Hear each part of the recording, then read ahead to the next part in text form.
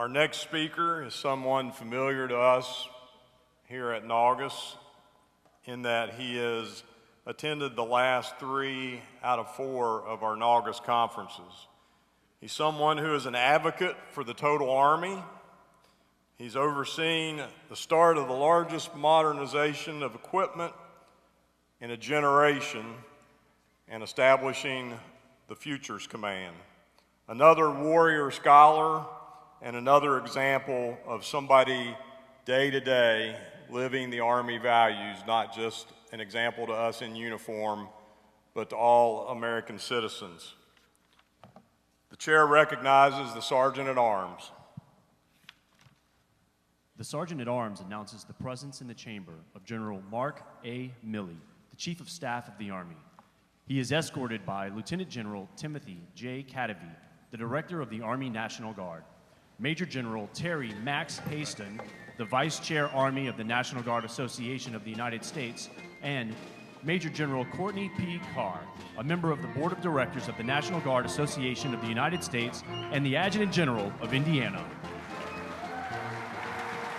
Ladies and gentlemen, our Chief of Staff of the Army, General Mark Milley.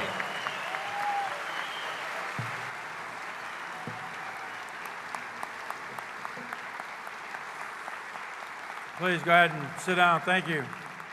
And it's great to be here. I was here and heard General Mattis. I don't know how many of you took copious notes, but those were some really powerful and strong words that he gave all of us. So hopefully people paid close attention to what he said. And then I went out for a little lunch here in the great city of New Orleans. And right now things are really steamy inside me. So it's all good. I'm just glad to be here. And Tim, thanks. Thanks for your service. Thanks for being a great soldier. Thanks for being West by God Virginian. And thanks for doing all that you've done for our nation over so many years.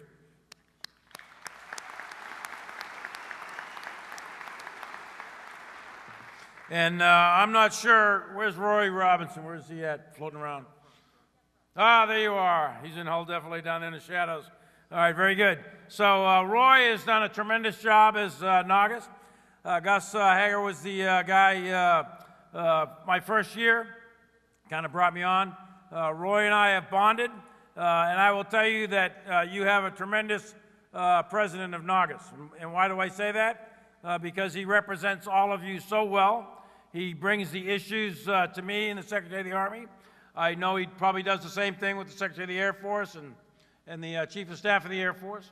And he represents all that is good about our Guard, and he represents all the tough issues, and he's never afraid to speak truth to power. So Roy, thanks for what you're doing on a day-to-day basis on behalf of all the Guardsmen, Air Force, and Army.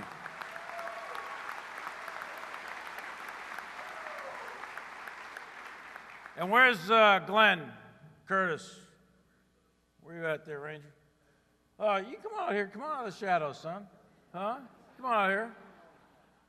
This is New Orleans. You can get out in like front of one of these things over here. So, you know, Glenn, I've known Glenn for many, many years. And he's just a tremendous Adjutant General here in Louisiana.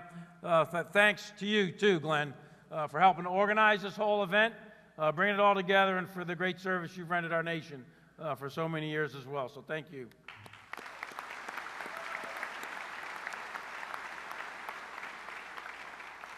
And we've got a lot of important VIPs that are both here and walking the floor right now, but I do want to specifically call out 2. Both happen to be in the Air Force, and as the Chief of Staff of the Air Force, I commit to you that I will eventually get to roll back that 1947 NDAA and get the Air Force back in the Army. That I promise you. We are going to have one Army again. We're going to get that Air Force right back under us. But I do want to thank Joe Lingell and Dave Goldfein, both of whom are sitting down here next to Roy Robinson. Both are tremendous officers. Both are great friends of mine. Both are members of the Joint Chiefs of Staff with me. And I couldn't ask for better teammates than both of them. And someday they will once again be wearing an Army uniform. But thanks to both of you.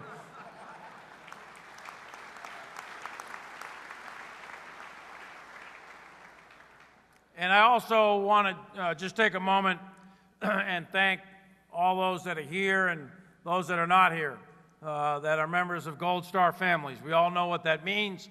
We all know the service and sacrifice of all of them and what they have done for our nation. So I would just, if there is a Gold Star family member present, I'd ask you just stand to be recognized. And if not, I would like you to have a round of applause for all the Gold Star families out there in America today.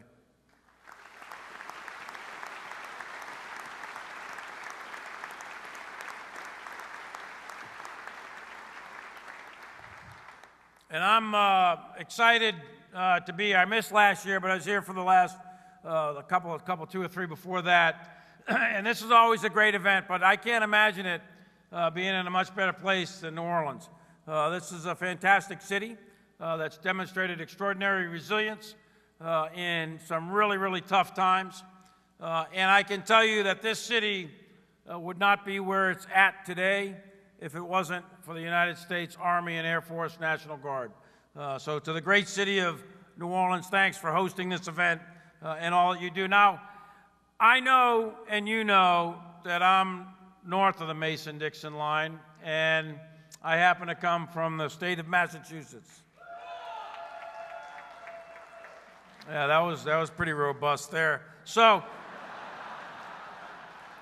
let me say that again. I happen to come from the state of Massachusetts. That's good. So all 10 guardsmen from Massachusetts did a good job. Hey, look, I know that everybody in this room knows. I know everybody in this room knows that Massachusetts is the root of the Army National Guard. I know that you were established in 1636 in the Holy Land of Massachusetts from the colonial militias.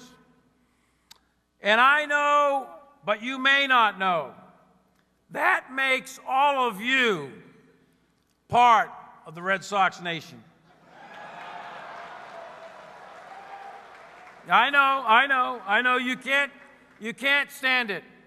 You can't stand the fact that you actually love those New England Patriots. You cannot stand, you can't handle it, I know. But I'm telling you, embrace it. Embrace Belichick. Embrace Brady. Embrace deflated balls. It's okay. It's okay. There's no shame. Hey, look, all kidding aside, regardless of where you're from, whether you're from Massachusetts or Maine or California or Colorado or Texas, Tennessee, it doesn't matter. Every single one of you in the United States Army and Air Force National Guard, every single one of you are serving a cause bigger than yourself, bigger than your state. You're serving a cause of freedom for the United States of America and all 300 million people that live here and call ourselves Americans. So thank you to every single one of you up front. Thank you for what you do for our nation, and thank you for the defense of freedom for so many, many years that you've been doing it.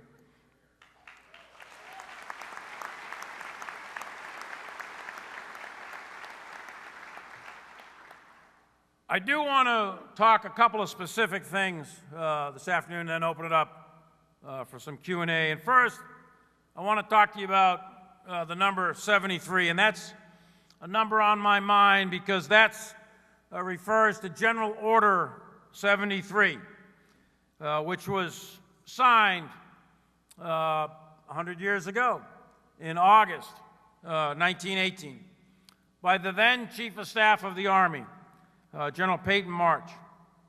And we had been in the war at that point for, roughly speaking, I guess a year and a half or so.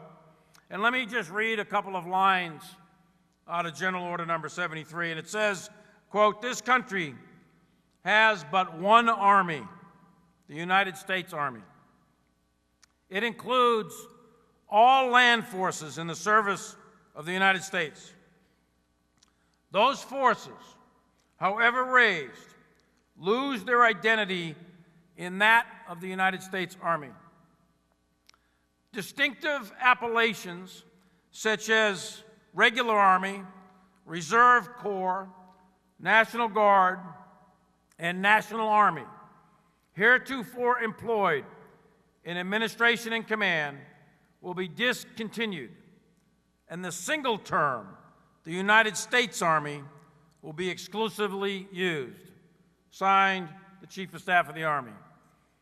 End quote. So I use that General Order number 73 to remind us, all of us, to maintain a balance and focus that we are in fact one Army, that it is a total Army.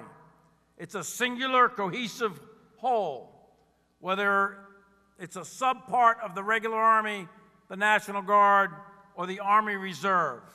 That is less important than it's part of the United States Army, as it has been for 100 years.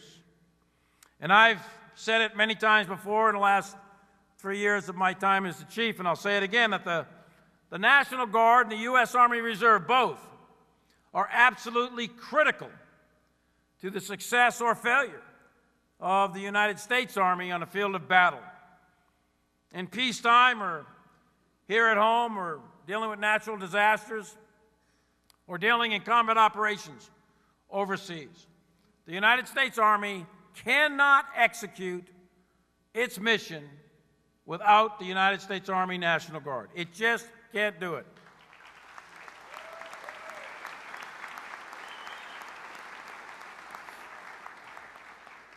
And it's not out of, love or affection or any of that. It's a simple, practical matter. 53% of the United States Army is in the Guard or the Reserve. So it's absolutely critical that I, as the Chief of Staff of the Army, that the Secretary of the Army, that we do everything we can do to ensure that the National Guard, the Army National Guard, is properly trained, manned, equipped, and at appropriate levels of readiness to inflict maximum amount of lethality on any enemy, anywhere, anytime, as General Mattis told us to do this morning. We are, in fact, one Army.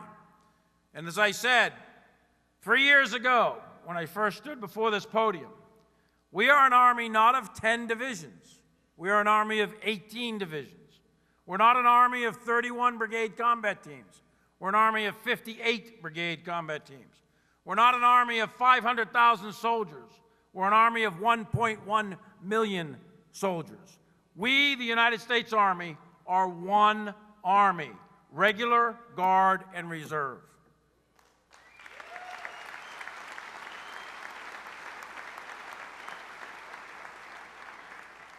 And you, the Army National Guard, have shed your blood in every conflict Americans have fought in since 1636, and for sure, back in my homeland, the homeland of Massachusetts, the Holy Land, on the 19th of April in '75, when British redcoats were marching from Boston out to Concord on a high-value targeting raid in order to capture the beer guy, Sam Adams, and the insurance guy, John Hancock. They marched out, and halfway out, at about the 10-mile mark, it's about 20 miles to Concord, about halfway out in Lexington, they came upon Lexington Green early in the morning. And roughly speaking, 60 Lexington militiamen, who have been hanging out in the tavern all night long, by the way, they rolled out of the tavern and saw the 10th Regiment of Foot, 1,200 British regulars. And they were fearless. And that may have been because of something they were doing all night long, I don't know. But they were fearless. And they leveled their muskets. Words were exchanged between Major Pitcairn and the militia. And a round was fired. And that was the famous shot heard around the world at the Battle of Lexington and Concord. But that was first done by United States militia. And then the British continued, as they suffered very few casualties at Lexington, and they went out and continued their march out to Concord. And as luck would have it, they didn't find Sam Adams and they didn't find John Hancock, but they did torch the city or the town, the village of Concord. And they had a small little firefight also with militia, with very few casualties. But on the march back from Concord to Boston, that 10th Regiment of Foot met the fury of American citizens who were armed and ready to fight. And all the militias from all the surrounding towns of Boston all rolled in on that 20-mile route heading back to Boston. And of those British soldiers that went to Concord that day, 1 out of every 2 of them was killed or wounded on that march back. It is the militia, it is the National Guard that ultimately proves the defense of the American people, as it did in 1775, as it did here in New Orleans when it was defending against a hurricane, as it did on 9/11, and as it's done so many times in our nation's history. Whether it was Bunker Hill, 1812, the American Civil War, the Spanish-American War, at the Meuse-Argonne 100 years ago, whether it was 18 of the 43 divisions that fought in World War I were National Guard divisions, whether it was on the beaches of Normandy with the 29th Division, or it was on the sands of Saipan, where my father was at, with Private Baker that General Mattis mentioned this morning in the 27th Division, whether it was in the hills of Korea, the jungles of Vietnam with the Indiana National Guard, or in the current war, which many of you have fought. I just got back from Iraq and Afghanistan and Jordan and Israel on a Mideast trip just a few days ago. And when I was there, I was up on the border of Syria and Jordan at a small little outpost. And who was there but National Guardsmen from West by God, Virginia, no less, and many, many other states. You, the National Guard, whether in the form of militia or the National Guard as we know it today, have been the front line of defense for the United States of America since 1636. I know that, I recognize it, I respect you for it, and I love you for it, and I speak on behalf of all 300 million Americans who have benefited from your service and sacrifice.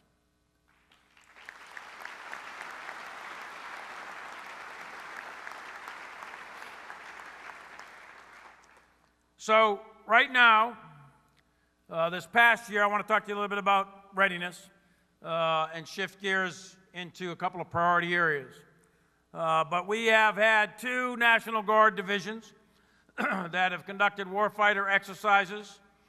We've had National Guard units conducting increased amounts, 4 of our CTC rotations at NTC and JRTC, which ended up training about 25,000 National Guardsmen.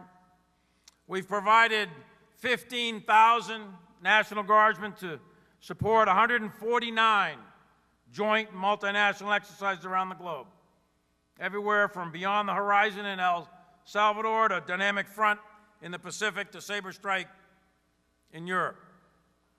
You responded to 55 natural disaster events in the last year, not including the current hurricane situation in Hawaii. Right now, over 1,600 National Guardsmen from Washington, Oregon, California, and Colorado are battling wildfires in the West, and that number may actually be higher than the number I had on my last report. National Guard units like Bravo Company, 5th Battalion, 19th Special Forces Group, and the 3rd Battalion, 157th Field Artillery from Colorado are currently engaged and have deployed multiple times to Afghanistan. The 449th Cab from North Carolina, or the 155th ABCT from Mississippi, and the 28th Division from Pennsylvania have supported operations in Afghanistan, Iraq, and Kuwait, as well as gone recently to a CTC. The National Guard is not just something of the past from 1636. It is something very much in the present. And as Corey Carr mentioned in his question to the Secretary of Defense this morning about the relevance of the National Guard, I can tell you from the Chief of Staff of the Army's perspective, and I think I can speak for the Department of Defense as well, or any of the COCOMs, the National Guard is incredibly relevant, and we couldn't be doing what we are doing around the world in so many places without the United States Army National Guard.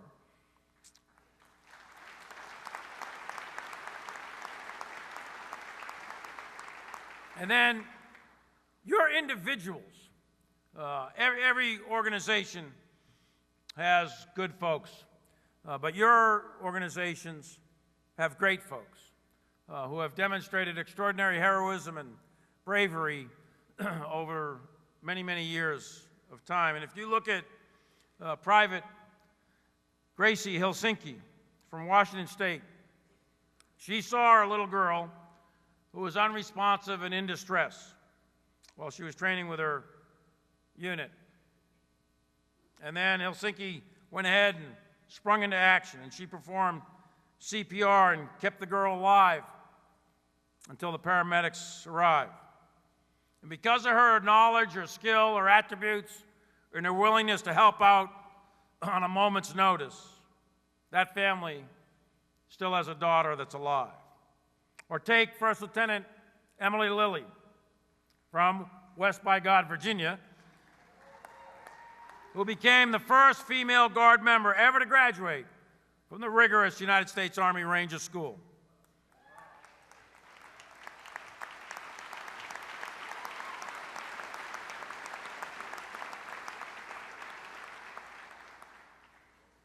And your ranks are filled with men like PFC Emmanuel Mensa of the 104th MP Battalion from New York, who paid the ultimate sacrifice as he helped rescue residents from a building during an apartment fire last December.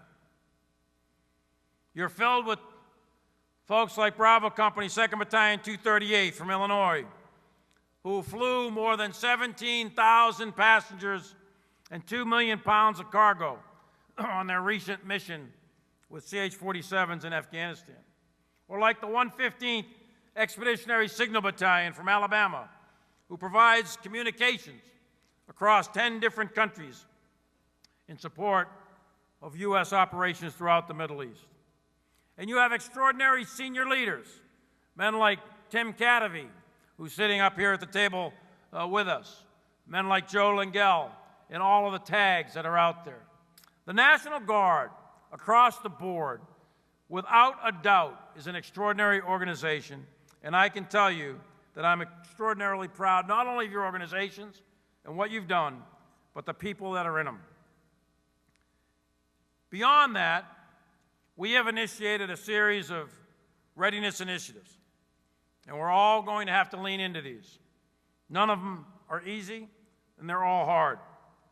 But there's a series of initiatives that we're doing at the Army in terms of training, manning, equipping, leader development, doctrine, organizational design, modernization, and material development. Specific to the National Guard, we've increased the number of annual training days for some units. I am keenly aware that this increases levels of anxiety, especially for the employers. But I believe it's necessary because the National Guard has had a model of 39 days of annual training for literally a century. And the timelines required of various combatant command plans do not allow us the luxury of a readiness rate that's gained with only 39 days a year. So selected units, not the entire Guard, selected units through a tremendous amount of work and analysis done by Tim Cadavy and his staff, we are implementing, and have been and already have begun, implementing an increase in numbers of training days for selected Guard units. And for those units that are selected to go to NTC or JRTC, their training days are going to be increased to, roughly speaking, between 54, 55, up to about 60 annual days or days per annual training session. So the number of days in selected units, not the Guard across the board, is in fact increasing. And I do recognize that we have work to do, and we are not there yet, on working with the employers to ensure that they understand that this isn't just about any other type of time off. This is about the defense of the United States of America, and we'll continue to ask their support. Tim and his team have done a great job, and those units now have more time to train. Those units will be at a higher level of readiness. And in my view, that is the single most important thing we can do to take care of our soldiers, or sailors, airmen, and Marines for that matter, is to ensure that they are properly trained, manned, and equipped for the rigors of ground combat. There is nothing more important to me than that. To destroy the enemies of our country in combat is an incredibly difficult task. And you heard Secretary Mattis before, you've heard him several times, you've heard me, you've heard others speak many, many times. And many of you know it firsthand about how difficult that is, physically and mentally and skills-wise. And we have got to ensure that our soldiers, regardless of component, are ready for that ultimate test. And I will not allow the Guard to have lower levels of readiness relative to their requirements in the combatant commander war plans than the regular Army. And I am committed, I absolutely am committed, that you will get every piece of equipment, every dollar, every bit as much training time, and every bit as many resources as anyone in the regular Army gets in order to ensure your readiness. I will not send anyone from West Virginia or Pennsylvania or the California Guard or any other Guard. I will not send you into ground combat unless you're ready, and it's my job to make sure that you have those resources, and I commit to you that you will get them.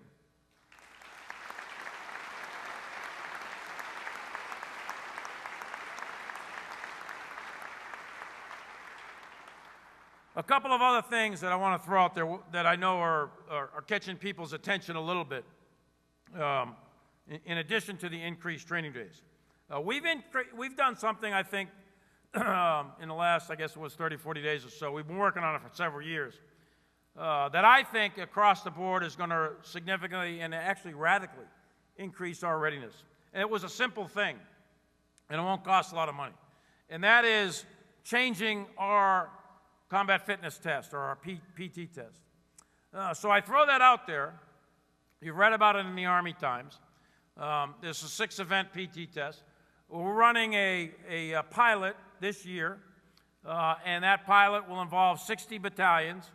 7 or 8 battalions, I believe, are in the National Guard that we're running the test.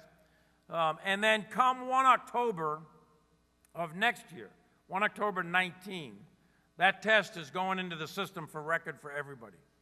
I throw that out there now as sort of a one-year warning order. That test is not easy. It's difficult. It's challenging. It is gender neutral, and it is age neutral. So everyone needs to get on board, embrace it, love it, want more of it. And that, a word to the wise, you got 12 months, basically 12, 13 months to get ready for that test. We will test it with 60 battalions, but a year from now, that test is going in for record. So that's going to determine promotions and demotions and whether we stay or go. So pay attention to it, look at it, make sure you understand it, and get yourself in shape, because that's not an easy test, and that's not a test that anyone who's not in good physical condition is going to be able to pass. Secondly, in addition to that, in addition to the ACFT, another one that I think is going to have, and I got to work through this, and I don't have all the answers yet, is the extension of OSIT. You may or may not have seen that, but OSIT for many years was trimmed down to 14 weeks. It's my belief that we need to increase the skills, knowledge, and readiness, fitness, the overall skills of our infantry and armor and cavalry force. In order to do that, I believe we needed more time in OSIT in order to develop a product and deliver that product to the operational force so that that soldier was able to deploy very, very shortly after arriving. So to do that, we've increased OSIT from 14 weeks to 22 weeks. Now, in fairness to General Mattis, I happen to know that he's a Marine, and my dad was a Marine, so I got all the Marine stuff, and I know that the Marines were 21 weeks, so I picked 22. I couldn't resist. I just couldn't. So we've increased it from 14 to 22. That's going to be a challenge for the Guard. That's not an easy thing, and I don't say it lightly, and I know that. So I ask for your thoughts, your consideration, your feedback, your input on how we are going to execute that for National Guardsmen. And I don't have an answer today, but we're going to go ahead and increase it from 14 to 22 weeks, and I'm relying on these guys here at the table and all of you to help me and the Army execute that so that the Guard gets that same benefit of that 22-week OSIP. And I think we'll all be a better Army for that. The last thing I would throw out there in terms of some relatively new initiatives, and you may have questions when we get to the Q&A piece of this, is modernization. So I flew in here from Austin. We were at Austin, Texas yesterday, and we cut the ribbon and opened up and activated Army Futures Command. And it's a relatively significant initiative on the Army's part, on our part. It is the largest reorganization of the Army since 1973, and I think it will pay significant dividends. And it will take a little bit of time, about 6 months to get it completely up and running, but I think we'll be seeing some really positive outputs in 6 to 12 months out of Futures Command. What is it designed to do? Futures Command is designed to look over the next hill, to look over 2 hills from now, to look out to 5 years from now, 10, 15, 20 years from now, to look out to 2025, 2030, 2040, 2050. And they will guide us in the modernization of the Army, and they will set the priorities, and they will, along with the Chief of Staff of the Army, whoever it happens to be at that time, will determine what the requirements are for our equipment, and they will guide us through the modernization of the Army and provide unity of command, unity of effort to what is today a very disparate effort throughout the Army. So Futures Command is going to be critical. I know that some of you have questions on that, and I'll be happy to field those questions. But I do want you to know that the National Guard is part of that, that it's not a regular Army thing on its own. And a subordinate set of organizations that are underneath Futures Command are these cross-functional teams. There's a cross-functional team associated with each of the 6 modernization priorities that we have published, and on each cross-functional team are National Guardsmen. And I commit to you that we will ensure that the National Guard gets the same modernization that the regular Army gets. That I guarantee.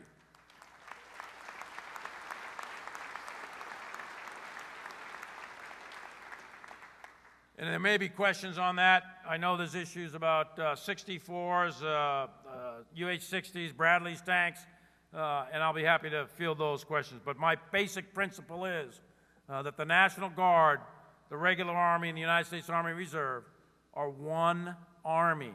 And we have the same equipment, same training, same standards. It is one Army, going back to General Order 73. And I commit to you that we will continue to do that, and we'll do that in a transparent way, without fail. And then I'd leave you with one last thought. I'm in my last year as the Chief of Staff of the Army, and I would just ask you to think about one last thing that's been true of the National Guard from 1636 all the way to today. And it's true of our Army, it's true of our Air Force, our Navy, and our Marines. And General Mattis alluded to it this morning. And this is, why is it you do what you do? Why is it I do what I do? Why is it that any one of us puts on the uniform, the cloth of our country? And I would tell you it all boils down to our oath. It all is encompassed in that document that we swear an oath of allegiance to. And there's, roughly speaking, 189 or 190 countries in the United Nations. We are the only country that swears an oath not to a dictator or a king or a queen or an individual. We don't swear an oath to a tribe or a piece of ground or even a nation. We swear an oath to a document, the Constitution, and contained within that document is an idea. And it's a very, very powerful idea. And it's the idea that led the Pilgrims. It's the idea that created the militia in the first place. It's the idea that why those guys fired that first round at Lexington and Concord. And it's the same idea that leads guardsmen and soldiers and sailors around the world to put our lives on the line. It's the same idea. And it's an idea that strikes fear into the hearts of our enemy. It's an idea that has brought down Nazi Germany and Soviet communism. It's an idea that Al-Qaeda and the Taliban and ISIS absolutely hate. It's an idea that others want to emulate and have followed our lead and created several hundred countries around the world that believe in what we believe in. And you say, what is that idea? And it's a very, very simple idea. The reason that you and I are willing to die is to defend this idea. And that idea says that you and I, no matter who we are, whether you're a male or you're a female, it doesn't matter if you're black or you're white. It doesn't matter if you're Asian or Indian. It doesn't matter if you're Catholic or Protestant or Muslim or Jew or you choose not to believe at all. None of that matters. It doesn't matter if you're rich or you're poor or you're famous or you're common. None of that matters. What matters in this country, in these United States, under these colors of red, white, and blue, what matters is that you and I, every single one of us, we are born free and equal. And we will be evaluated and rise or fall based on our merit and our level of effort. And we're going to be judged by the content of our character, not the color of our skin. That is the core organizing principle of this country we call the United States. And that is why I'm willing to die for it. That's why you're willing to die for it. That's why we put the cloth of our country on. And I am so very, very, very proud of each and every one of the soldiers in the United States Army National Guard. Thank you very much, and I'll take your questions.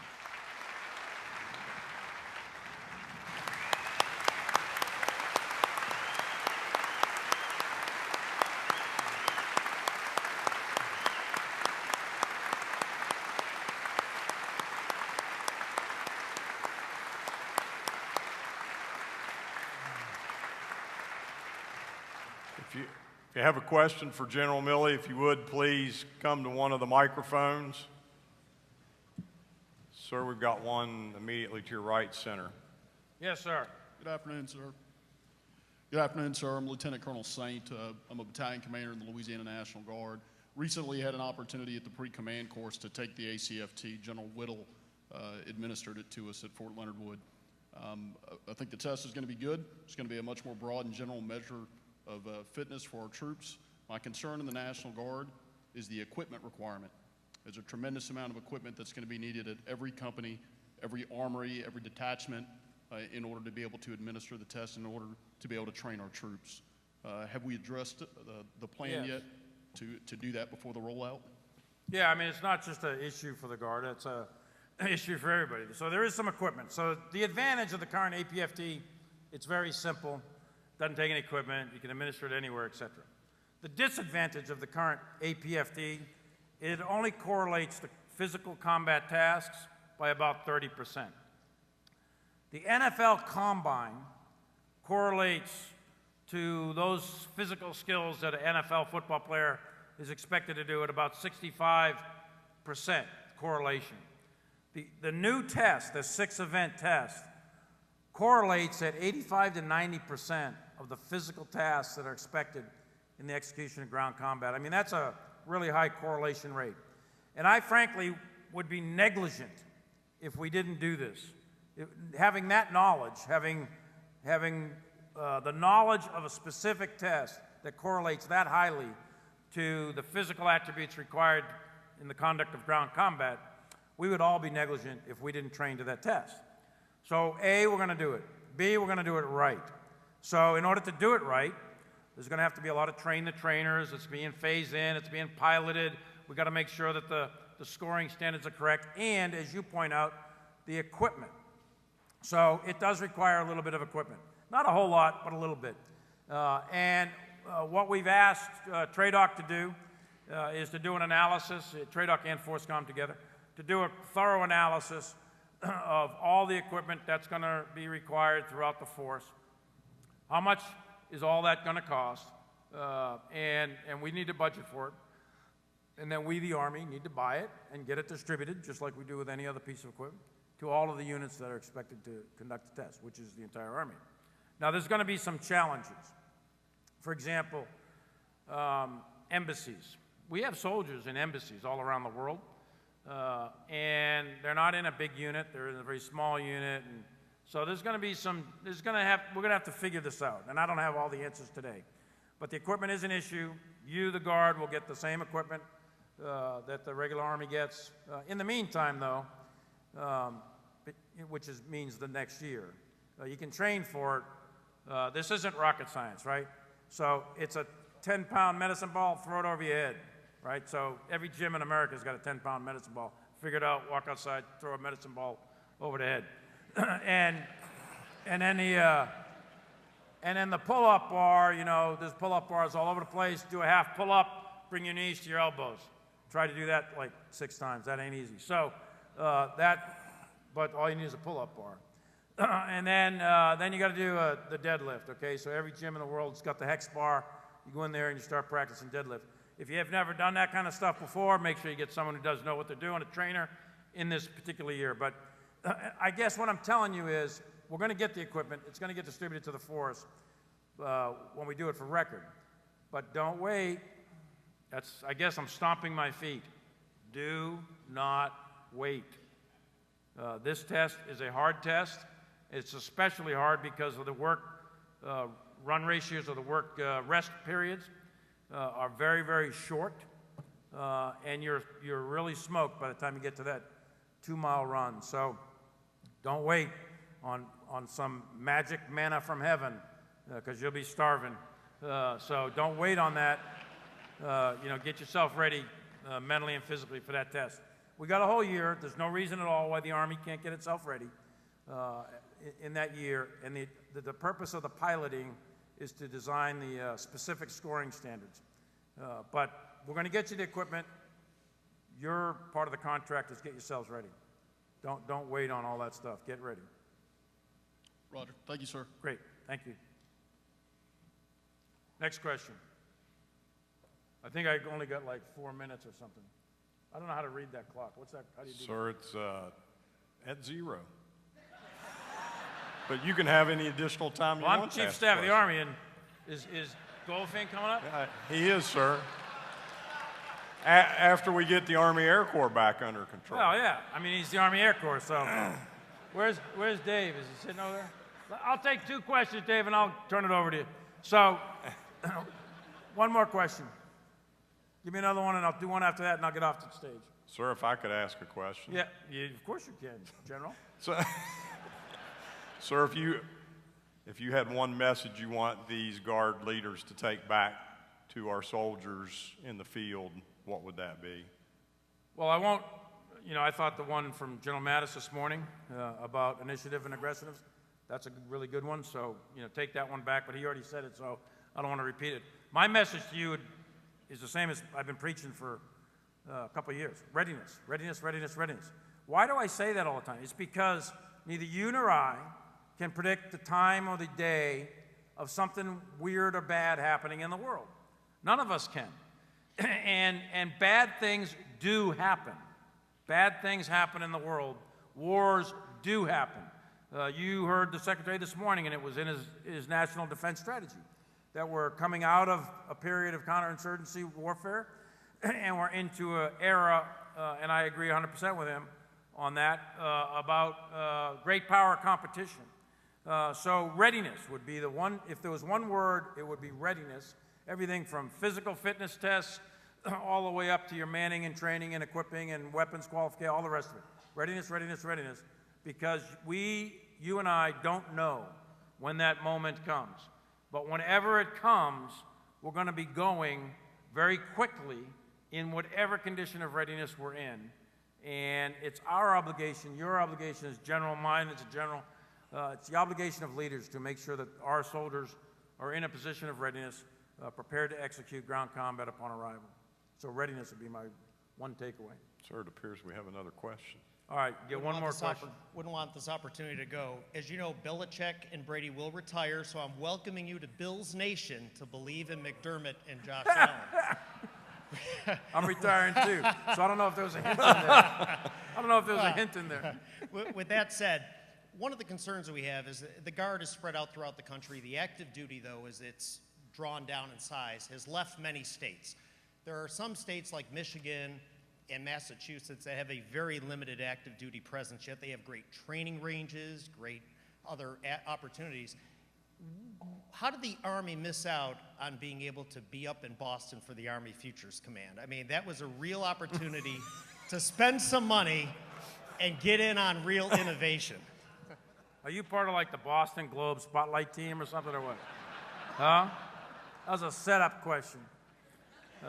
So thank you, Your Honor, and I respectfully refuse to discuss the selection process. So would pound sand work? Would that work?